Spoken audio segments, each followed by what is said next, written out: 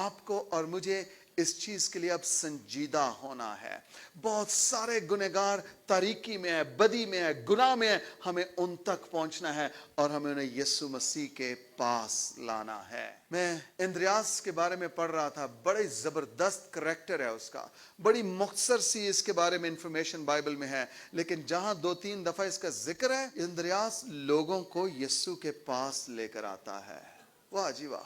Andreas کو خداوند نے بلایا، اسے چنا، اور اندریاس ایک دم دوڑا ہے اور یہ جا کر شمعون سے کہتا ہے جس مسیح کا ہمیں انتظار تھا وہ مسیح یعنی خرسطس ہمیں مل گیا ہے، میں تجھے اس کے پاس لے کر جاؤں. اور وہ اسے اس کے پاس لاتا ہے. اندریاس پطرس کو یسوع کے پاس لاتا ہے.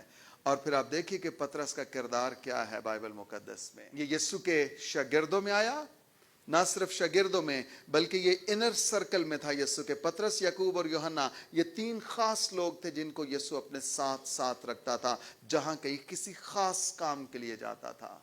یائر کی بیٹی کو زندہ کرنا ہے تو پطرس، یعقوب اور یوحنا اس کے ساتھ ہیں.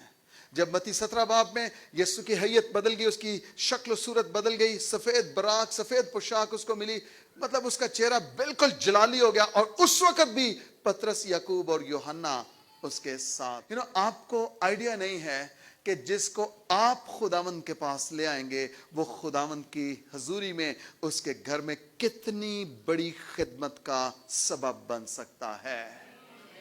آپ مت سمجھیے یہ تو شرابی ہے، مت سمجھیے یہ تو زانی ہے، یہ تو جواری ہے، یہ تو ڈرنکر ہے، یہ تو بہت گنہگار اور بدکار شخص ہے. میں آپ کو بتانا چاہتا ہوں یسوع مسیح خاص آیا ہی اس کے لیے ہے، گنہگاروں کے لیے آیا ہے، وہ بد کرداروں کے لیے آیا ہے. اس کے آنے کا مقصد ہی گنہگار تھے، صرف گنہگاروں کے لیے. وہ راست بازوں کے لیے نہیں آیا، وہ گنہگاروں کے لیے. مسیح نے کہا تندرستوں کو طبیب کی ضرورت نہیں ہوتی بلکہ بیماروں کو، اور میں بیماروں ہی کے لیے، گنہگاروں ہی کے لیے آیا ہوں. اندریاس لوگوں کو یسوع کے پاس لاتا ہے. یونانی آئے ہیں اور کہتے ہم خداوند کو دیکھنا چاہتے ہیں، اور وہ اندریاس ان کو لے کر بھی خداوند کے پاس آ گیا ہے.